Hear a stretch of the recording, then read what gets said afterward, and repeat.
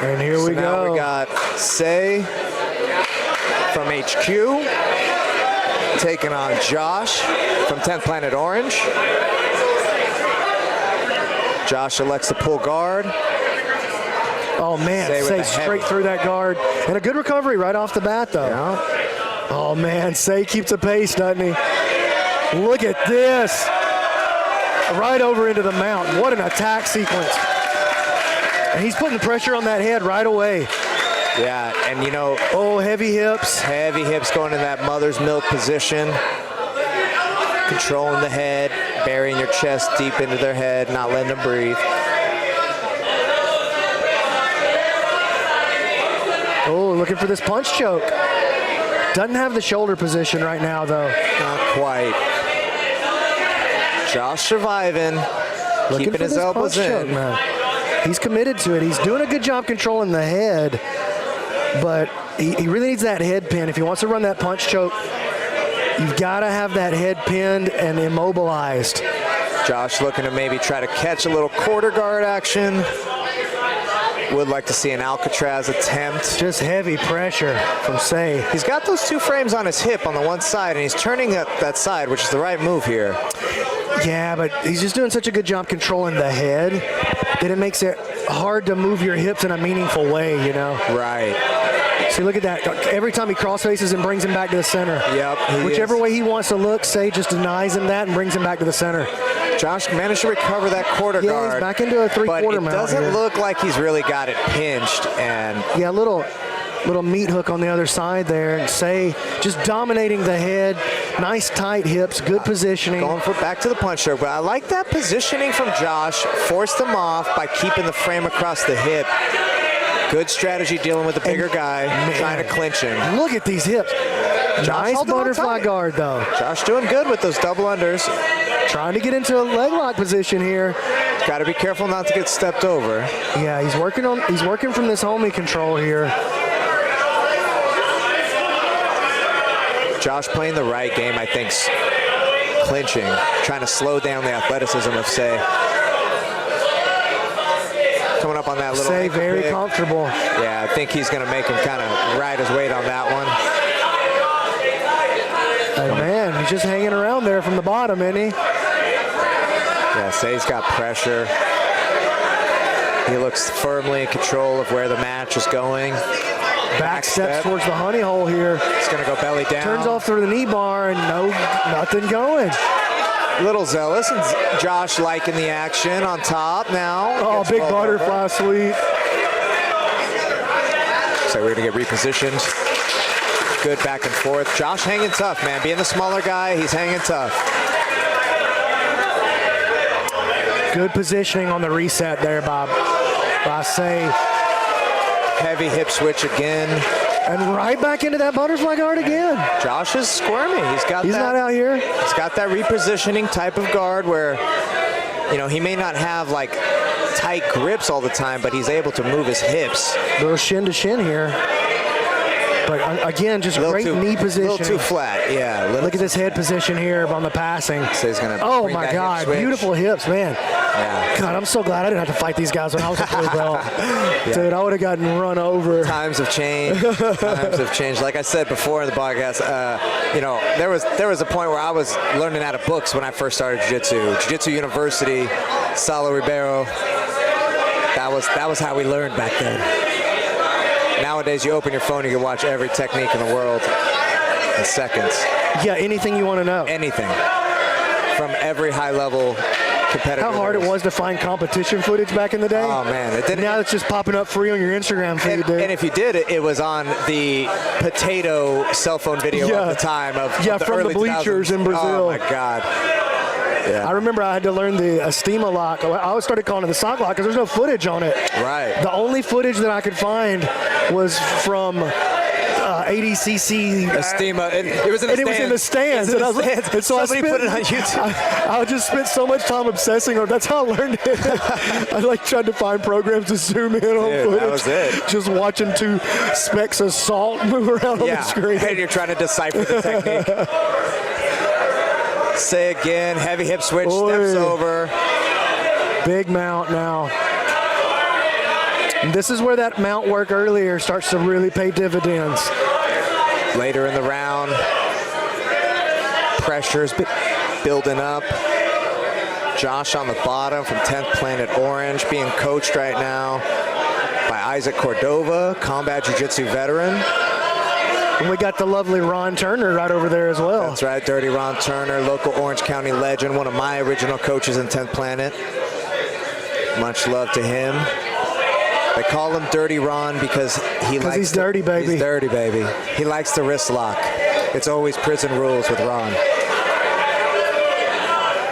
And if you just hang out with him for a while, you'd be like, oh yeah, that's why they call him Dirty Ron too. He's got some stories, man. He was a strip club bouncer for about 20 years in Orange County, and man, does he have a lot of stories to tell, and they are true. I've seen, like we were talking about that grainy videotape footage, I've seen plenty of those of Ron Turner strangling grown men. Look at this. Tried to make the big move to escape the mount, and now here's a much better, looked like it was going to be a better look there for a second, but I think we're about a minute out. Look at that grind on the face. Saw an indication from the ref, Brandon Lim, that there's less than a minute remaining.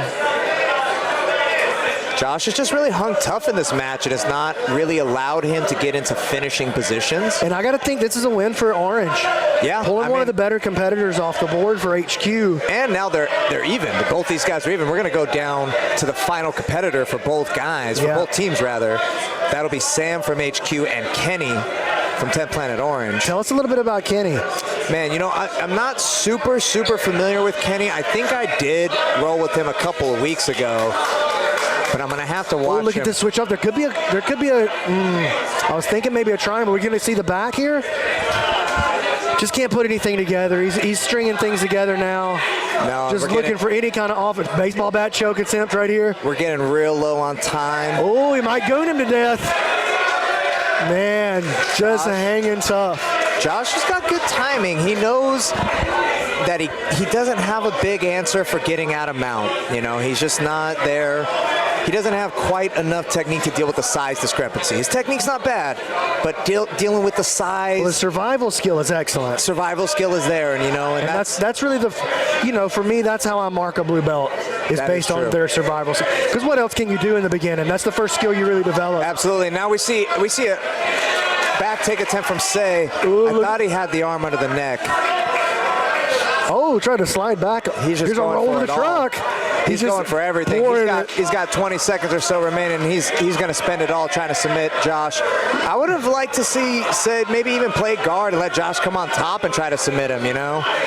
You know, we were talking about that a little earlier. The mount is the most dominating position, but it's a slow cook sometimes. Right. And, you know, you spend 2 minutes cooking a guy up in a, you know, especially throwing away sometimes 30% of the match. I want to say that Se was probably the favorite in this match and more expected to win, considering what we saw in the first round. For sure. And for Josh to survive that, that's a W for Orange, in my opinion. I think so. And we're going to go down to the last two guys. Oh, okay. We're going to see Josh, I believe, come out for 10th Planet Orange, the number 4 guy in this round, the finals of the 10th Planet Blue Belt Team Duels. Once again, if you're just joining us, thank you so much for watching. Presented by the Grappling Network. I'm Mike Wilson, 10th Planet Black Belt. My man, Brandon McCatherine, right here. The one and only. And man, how about the audience here of people that we got watching this? Incredible. We got 90+ black belts on the mat earlier today. Unbelievable. There's got to be 50+ still in the room. Yeah. UFC athletes. We've got top 10 ranked athletes in flow grappling. Yep. We've had guys who've got just bukus of experience and highlights in the no-gi game. Guys like Ben Eddy rolling through here, Nathan Orchard. Absolutely. Boogie and Gio both out there today. Yep. Everybody was there. It was insane. It's incredible. Tomorrow's going to be a magical day. These high-level black belts competing right now. The blue belts, Omer on top, representing the Freaks of Oceanside. Josh on the bottom, 10th Planet Orange. And if you're Josh, and if you saw the first round with Josh, you know that he's a survivor. Yeah, man. And he's going to have to survive. Omer's not going to lay here and, just stay here in this closed guard and wait all day. He's looking to get the action going. But if you are Josh, this is where you want to be. Absolutely. Got the athlete slowed down now a little bit. Got the overhook. That's right. And look at yep, and a good overhook too. That's what you want. He want. went to change the angle with his foot there, and Omer was trying to time that out. And he's starting to lose it a little bit there. Omer's using that strength advantage. Oh, look at this. Pressure in the neck. Josh let him know, like, hey, you extend, I'm going to take something home. That's right. Put some respect on my name. Doesn't want to get picked up. And respect. Yeah, respect and respect. Respect and respect. Oh, look at this, though. He's going to fire off. He's got to win that inside space over there. I thought he was going to do that flying kung fu. Yeah, he was there for just a split second, man. He had a look. But Omer made good reactions, though. He's not giving anything away for free right there. And Josh doing a good job as Omer tries to change sides, and that's a good skill to see out of a blue belt. That is. Changing sides with their guard passing. That's a highly developed skill, going left and right. And Josh maybe ended up on top with a little leg triangle on the head. Yeah, I think. Might end up in an armbar. Now it's going to get. They're in this battle right here to see who comes out on the angle. Josh got to get his legs involved. Omer from Oceanside. And as we saw, Josh got a little extended there. And I saw that setup that Omer had bitten on the Kimura grip, and he had that shin inside for the arm lock. And man, Omer stepping up in a big way. Like we said before, I thought the best strategy for this team duel is to put your anchor last, and I think that it might be. I think that's we're seeing that right here. I think that's proven to be true tonight, at least. Is that the case for 10 Planet Orange right now? They got themselves a Jiu Jitsu Junkie NFT. Oh, cool. The only way to get these NFTs right now are by winning events like Submission Only Series, 10 Planet HQ events, Gym Crashers Pro, Subversive, and many, many more to come. They got themselves a piece of jiu-jitsu history. Few guys are bringing NFTs into jiu-jitsu, and the Jiu-Jitsu Junkies project is sponsoring this event, giving all 5 winners of the Oceanside team. That's awesome. Their personalized NFT, and they're pretty rad. Please, guys, check them out. They will be on OpenSea soon. They're on a few other spots. You can get on a whitelist. You into the crypto game, B-Mac? I am. Nice. I am. Nice. I am. It's been a wild couple of months. Yeah, I mean, I tend to not try to base my life happiness on money, but please don't. but it feels nice when you're up, and feels bad, man, when you're down. Feels bad. Feels bad, man. Feels bad, man. Hopefully we'll be joined by Gio Martinez, the coach of the Freaks, the winning team tonight. Incredible bunch of performances. So many submissions, man. We didn't see a lot of OTs. Yeah. A lot of finishes. A lot of draws, though. Yeah, we saw a lot some of draws, which is to be expected in a format like this. Right. Like, these teams there's a lot of parity out there.